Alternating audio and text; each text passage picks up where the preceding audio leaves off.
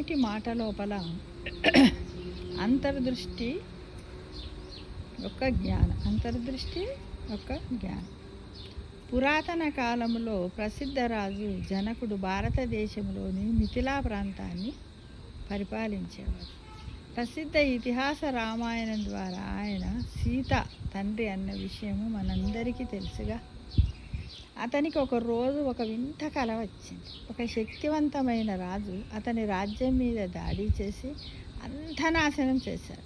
ప్రాణాలను కాపాడుకోవడానికి అతను అడవిలోకి పారిపోవలసి వచ్చింది. ఇప్పుడు జనక మహారాజు దట్టమైన అడవిలో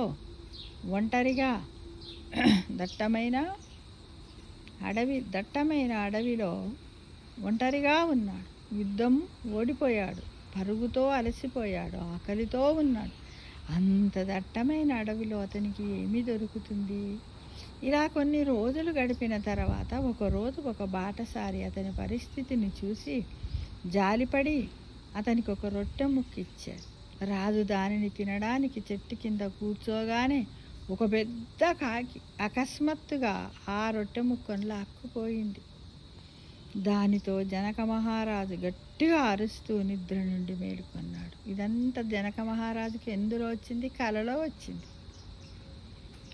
అతను తన రాజ్యమందిరములోని తన సొంత మంచం మీద చెమటలతో తడిసి ఉన్నాడు. ఈ కల వల్ల అతను సరిగ్గా ఆలోచించలేకపోయాడు. అతడు మతపరమైన ఆధ్యాత్మిక వ్యక్తి అయినందున కల గురించి ఆలోచిస్తూ ఆశ్చర్యానికి గురయ్యాడు. కల కంటున్నప్పుడు నేను నా మంచం మీద ఉన్నాను, కానీ నా మనస్సు పూర్తిగా అడవిలోకి వెళ్ళిపోయింది. కాకి నా రొట్టెను లాక్కొని ఎగిరిపోయింది. నేను పరిగెత్తుకుంటూ అరుస్తూ చెమటతో మేలుకొన్నాను. కానీ ప్రశ్న ఏమిటంటే ఆ క్షణంలో అసలు నిజము ఏమిటి?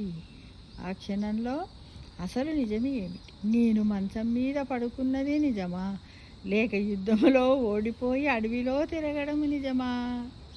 ప్రశ్న ప్రామాణికమైనదే, కానీ సమాధానం ఏమిటి? ఆ క్షణము నుండి జనక మహారాజు సమాధానం వెతకడంలో నిమగ్నమై మరే విషయం పైన దృష్టి సారించలేకపోయాడు. పగలు రాత్రి తన ఆస్థానానికి మత నిపుణులను విశ్వాసులను పిలిచి వారు ఏ సత్యాన్ని యథార్థమైనదని నమ్ముతారు, ఈ సత్యాన్న లేక అసత్యాన్న అని అడుగుతూ ఉన్నాడు. ఆయన పరిస్థితి చూసి కుటుంబ సభ్యులు, మంత్రులు, శ్రేయోభిలాసులు, రాజ్యంలో ఉన్నటువంటి ప్రజలందరూ కూడా ఆందోళనకు గురయ్యారు. గొప్ప మతపరమైన జ్ఞానం ఉన్న మహాపండితులు కూడా అతని గందరగోళాన్ని పరిష్కరించలేకపోయారు. ఈ వార్త అష్టావక్రుడు చెవులకు చేరింది. అతను వెంటనే దర్బారుకు వచ్చాడు. సహజంగా జనక మహారాజు అష్టావక్రుడికి కూడా అదే ప్రశ్న పునరావృతం చేశాడు. అష్టావక్రుడు నవ్వుతూ, ప్రభు, రెండూ నిజము కాదు అని జవాబిచ్చాడు.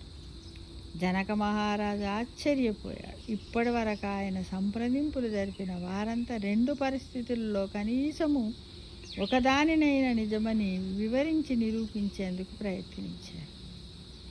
ఏది ఏమైనప్పటికీ ప్రస్తుత పరిస్థితిలో జనక మహారాజు ఆశ్చర్యానికి లోనవడం గొప్ప పరిణామం.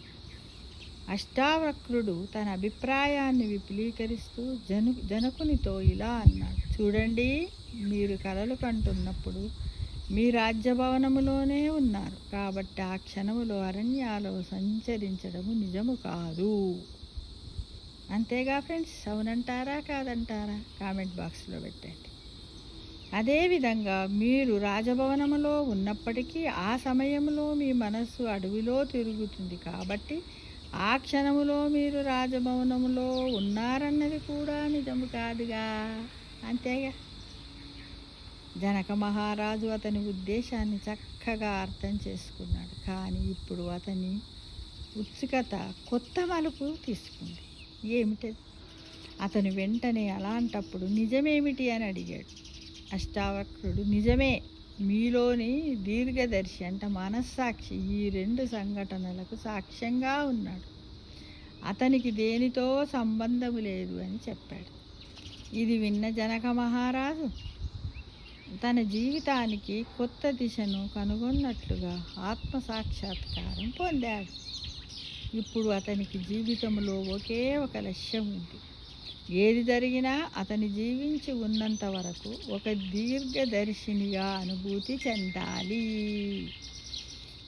ఆ విధముగా గురువు హోదాలో అష్టావక్రుడు చాలా కాలము తర్వాత జనకుడిలో దీర్ఘదర్శిని స్థిరపరిచాడు.